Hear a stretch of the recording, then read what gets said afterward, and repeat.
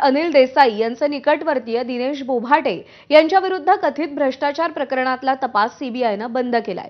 बोभाटे आणि त्यांच्या पत्नीविरोधात आरोप सिद्ध न झाल्यानं सीबीआयनं क्लोजर रिपोर्ट दाखल केला होता। कोर्टानंही तो मंजूर केला। बोभाटे हे न्यू इंडिया अश्युरन्स कंपनीत वरिष्ठ सहाय्यक म्हणून कार्यरत होते। तसंच ठाकरेंच्या शिवसेनेचे ते पदाधिकारीही होते। 2024 मध्ये सीबीआयनं त्यांच्या विरोधात 2.6 कोटी रुपयांची मालमत्ता गैरमार्गाने जमवल्याचा गुन्हा दाखल केला होता। सीबीआयच्या एफआयआर वरून ईडीनंही मनी लॉन्ड्रिंगचा गुन्हा दाखल केला होता। मात्र सीबीआयचा क्लोजर रिपोर्ट स्वीकारल्यानंतर ईडीलाही हे प्रकरण बंद करावं लागू शकतं।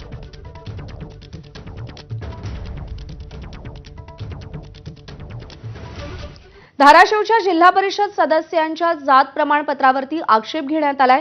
अपक्ष सदस्य अर्चना जाधवांच्या कुणबी प्रमाणपत्रावरती आक्षेप घेण्यात आलाय। पराभूत भाजप उमेदवार प्रियंका आष्टे यांनी जिल्हाधिकाऱ्यांकडे या संदर्भात तक्रार केलेली आहे।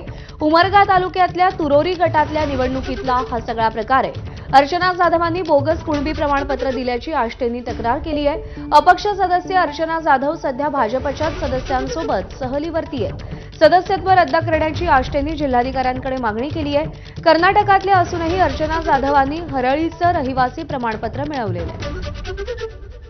अर्चना युवराज जाधव हे मूळचे कर्नाटकमधले रहिवासी असून मोरखंडीचे असून त्यांनी काल झालेल्या परवा झालेल्या निवडणुकीमध्ये जिल्हा परिषदच्या तुरोरी जिल्हा परिषद गटातून ओबीसी कुणबी मराठा म्हणून बोगस प्रमाणपत्र काढून निवडणूक लढविली। तो बोगस प्रमाणपत्र सर्व आम्ही कागदपत्र आज आम्ही जात पडताळणी समितीसमोर सादर केलोय।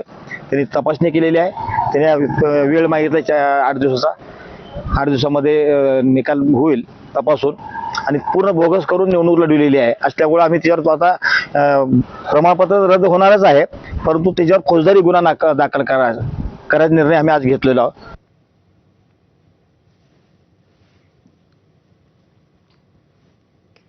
राष्ट्रवादीच्या राष्ट्रीय अध्यक्षपदाची